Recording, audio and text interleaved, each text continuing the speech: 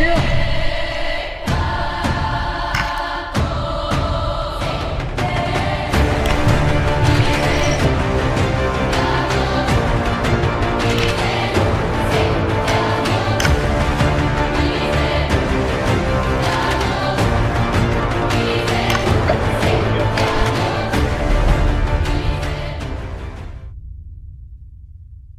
Bon bah c'est parti, on va essayer de faire voler le drone pour voir où est-ce qu'il est le banc de pêche cavale, en espérant qu'on va le trouver.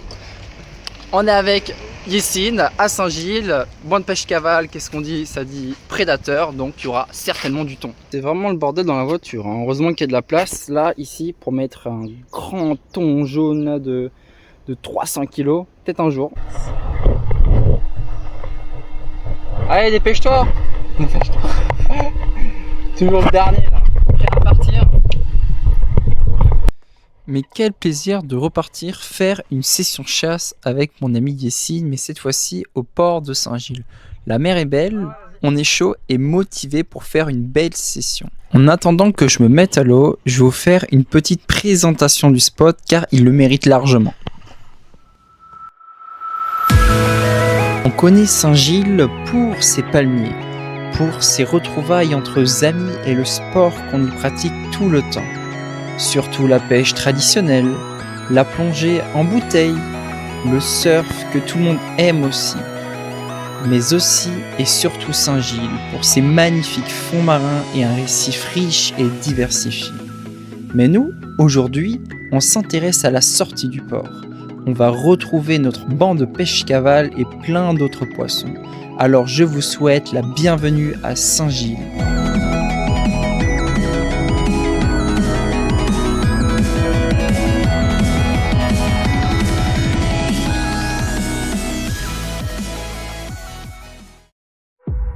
Birds flying high, you know how I feel.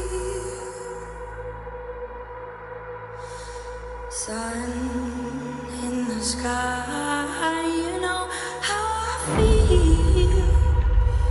Breeze drifting on by, you know how I feel.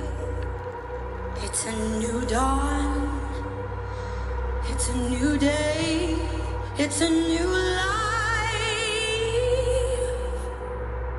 for me, yeah. And I'm feeling good.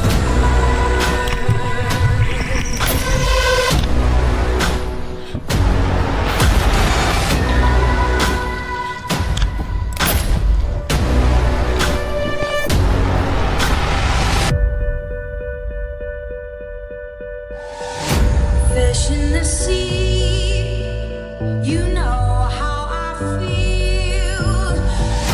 River running free, you know how I feel. Blossom on the tree, you know how I feel. It's a new day, it's a new life for me. And I'm feeling good.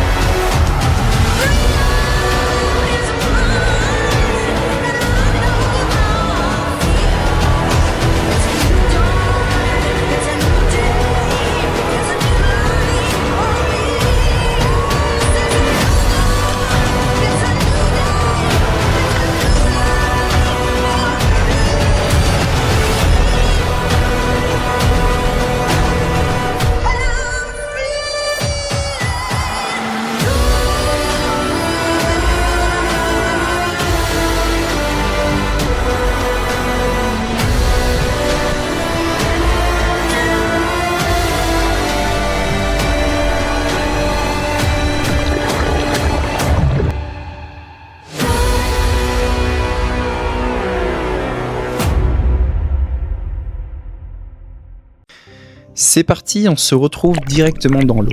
Regardez, on va croiser un banc de bécunes. Elles ne sont pas énormes, mais regardez la quantité, c'est impressionnant. Moi qui m'attendais à tomber directement sur le banc de pêche cavale, mais pas du tout. C'était une très bonne surprise. Et là, Yessine, il va tirer sa première bécune, premier poisson de la session. Et regardez ce banc de pêche cavale, cette masse sombre, c'est vraiment incroyable. Surtout qu'on n'a pas l'habitude d'en voir. Waouh, c'est magnifique. Cette vidéo est vraiment faite pour les pêcheurs du bord qui n'ont jamais vu à quoi ça ressemble un banc de pêche cavale dans l'eau. Sachez qu'il existe au sein d'un même banc plusieurs sous-groupes. Il y a les plus petites pêches cavales qui sont les plus nombreuses, et il y a les grosses aussi. Et j'ai remarqué que les grosses pêches cavales se situaient tout en dessous et les plus petites plus au-dessus. C'est pour ça que si vous voulez tirer une grosse pêche cavale, il faut viser le banc en bas. Les images sont folles de voir ces courants de poissons sous l'eau. Allez, moi je vais essayer de faire mon premier tir de la session en faisant un trick shot.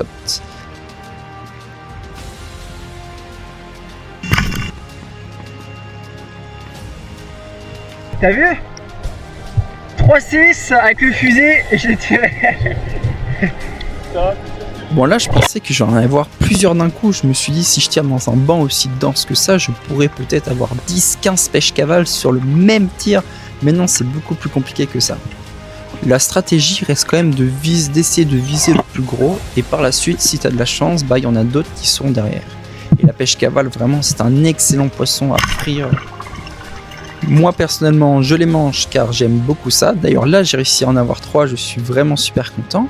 Mais je sais qu'il y a d'autres chasseurs qui préfèrent les tirer pour par la suite en faire des appâts pour essayer d'avoir d'autres poissons comme du pélagique. Et toi là qui regarde la vidéo, est-ce que tu penses que tu serais capable d'aller dans un banc de poissons comme ça? Il y a de la vie partout, est-ce que tu aurais pas un petit peu peur ou au contraire tu serais super content? Dis-le moi en commentaire. Allez hop, 3 de plus pour moi.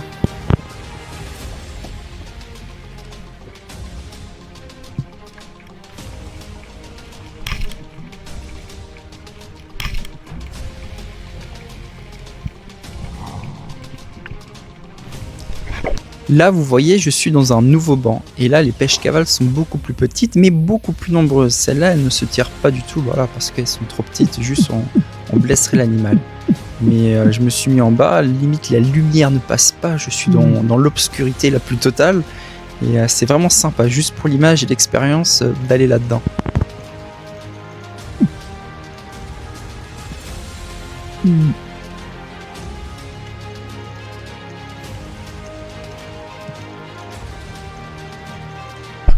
Là, il y a un gros job. Ah ouais? Enfin, un gros. Le jeu, il doit faire 2-3 kilos. Tu l'as loupé? Non, c'est qu'il sait pas. Il est curieux, mais il reste trop à distance. Okay. Donc, je te conseille, descends. Toi, avec ton fusil, tu peux le tirer. Okay. Alors, effectivement, il avait pas menti. Même, j'ai eu l'impression qu'au départ, c'était des thons tellement qu'ils étaient épais. Regardez-moi ce job. Bon, évidemment, le fusil, il est bon. La flèche va 2 mètres derrière lui, mais moi, je suis vraiment trop nul. C'est la reprise, de toute façon, petit à petit. Faut que je me réadapte parce que là, la flèche passe vraiment bien en dessous. Mais bon, vous allez voir que je vais me rattraper et faire un plus beau tir.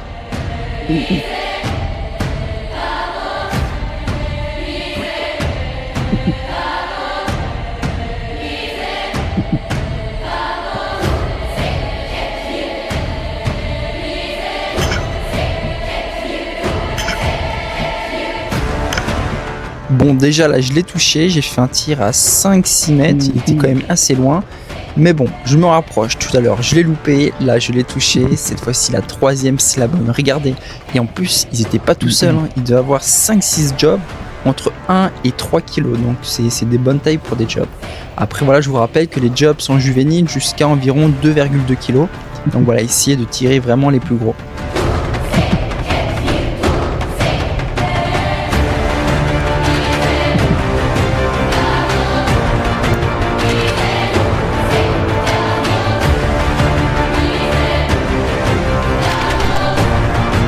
Et voilà, le champion que je suis, j'ai encore loupé mon tir. Mais bon, j'ai pas le temps de m'apitoyer, à peine rechargé. Regardez ce qui passe en dessous de moi. 6 énormes thons à dents de chien de minimum 10 kg. Il fait entre 10 et 15 kg. Je sais pas quoi faire, j'avais juste un petit peu d'apnée. Je prends le plus proche, je tire, je le touche, il emmène la flèche, mais trop loin. Il devait vraiment être à 6-7 mètres et finalement pas transpercer, trop le seum. Donc bah voilà, je me dis je vais regarder mon fusil, seule chose que je sais faire, car j'arrive pas à pêcher du poisson aujourd'hui.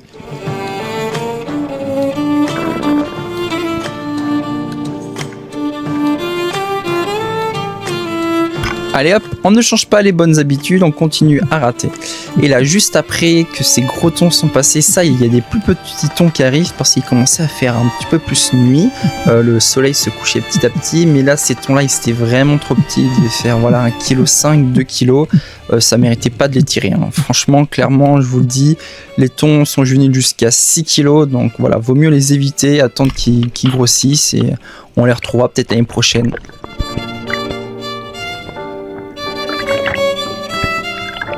Bon, si t'es encore là, c'est que t'aimes bien mes vidéos, donc pense à t'abonner parce que regarde-moi la pêche cavale, elle commence vraiment à s'exciter parce qu'il y a beaucoup plus de thons qui commencent à chasser. Vous allez voir, dans la suite de la vidéo, ça va être ouf. Bon, encore trop petit celui-là.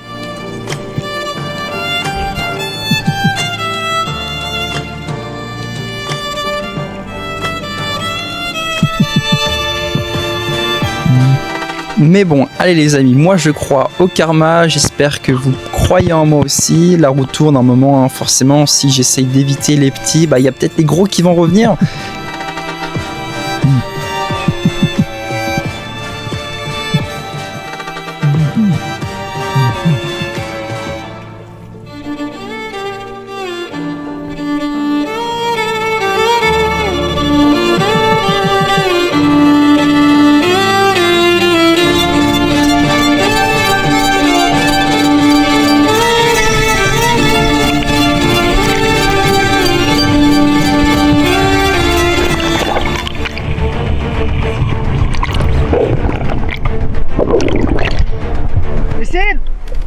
Yacine,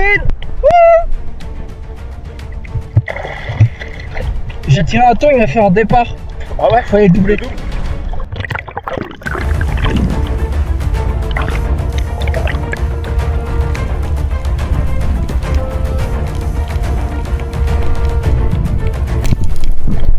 Là, il a dû se décrocher.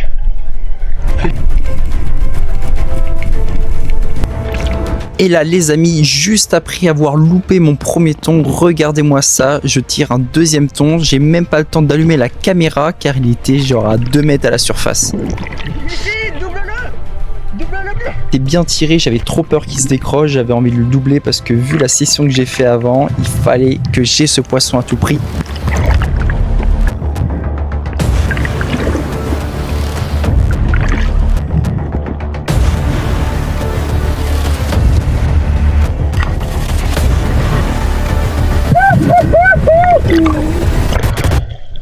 Ah, bien joué mon gars.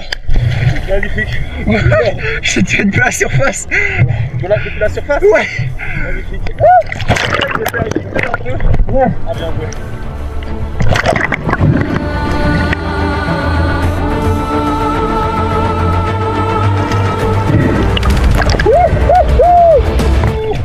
Il est trop beau.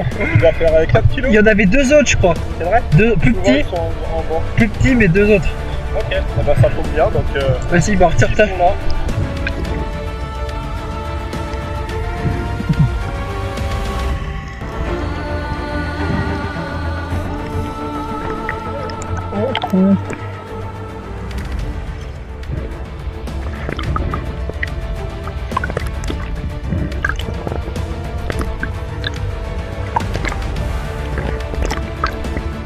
Ah, je suis content. Ouais, Ah, mais j'avais continué. 4 kilos, 4, 5, 4,5, ouais. Alors, c'est sûr que c'est pas 5 kilos. Ouais, je pense pas J'ai ça. déjà vu 5 kilos, c'est un peu Ouais, plus c'est gros. vrai que c'est plus gros, ouais. Mais je pense 3,5, qu'il va 4. faire, ouais. Ah ouais, je pensais qu'il était plus gros sous l'eau. Je voyais, il était épais et tout. Ouais, bah, il est beau. Hein. Ouais, ouais. Bon là je voulais faire une petite vidéo avec le thon avec ma caméra, mais regardez-moi ce mec, cette vieille tête, là il vient d'éteindre la caméra, donc pas de vidéo. Donc voilà, la boucle était bouclée, le chasseur est accroché avec ses proies, les petites pêches cavales qui vont faire plaisir, franchement une fois cuite c'est excellent comme poisson, bien salé. et le thon aussi va faire vraiment très plaisir. Donc là, restez bien jusqu'à la toute fin de la vidéo et je vais vous montrer comment est-ce que je transforme le poisson à la fin. Et pour finir, là dans la pénombre la nuit, j'ai réussi enfin à avoir un énorme poisson flûte. Généralement sur ces types de poissons je loupe mon tir 9 fois sur 10, mais là c'est bon, la fin de la session, je vous ai dit que j'avais un bon karma, j'ai enfin réussi à avoir du fish.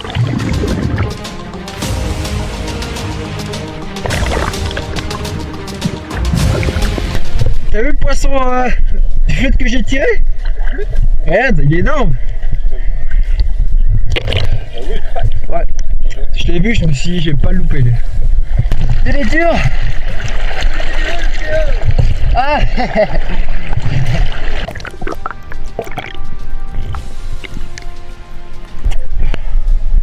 Et voilà.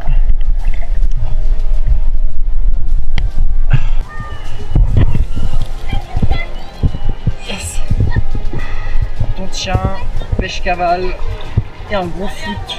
Il est beau celui-là. Et voilà. Regarde ça.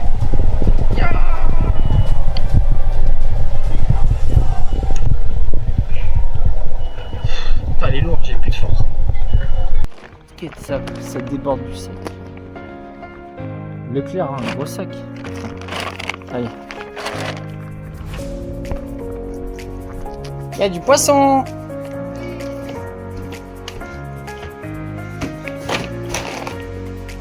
C'est quoi?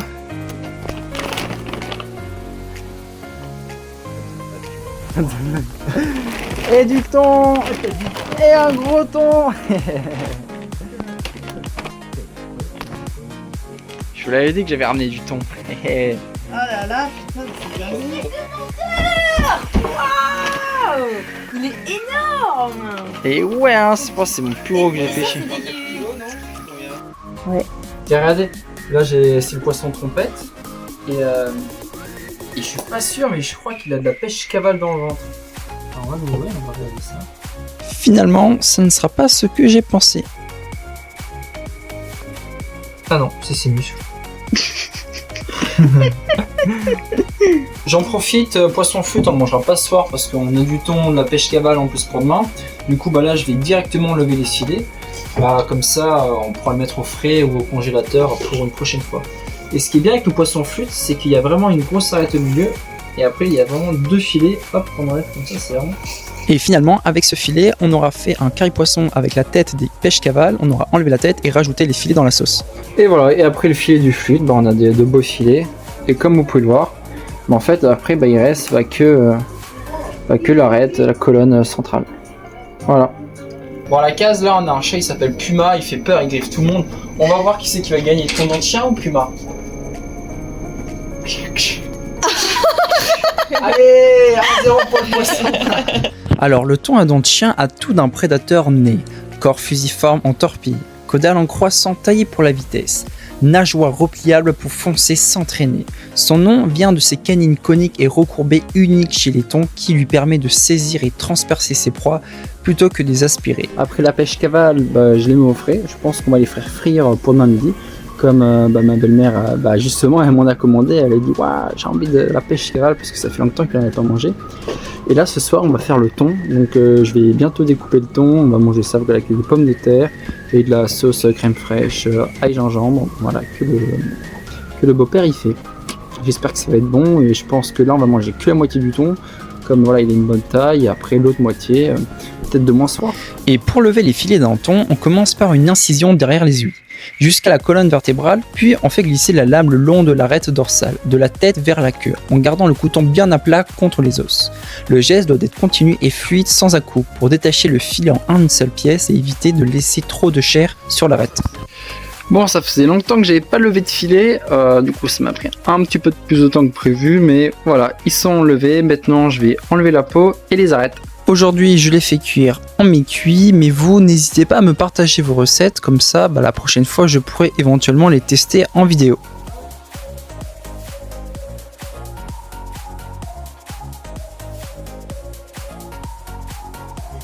Donc voilà, c'est parti. Ce soir ce sera du mi-cuit thon pomme de terre avec une sauce ail gingembre.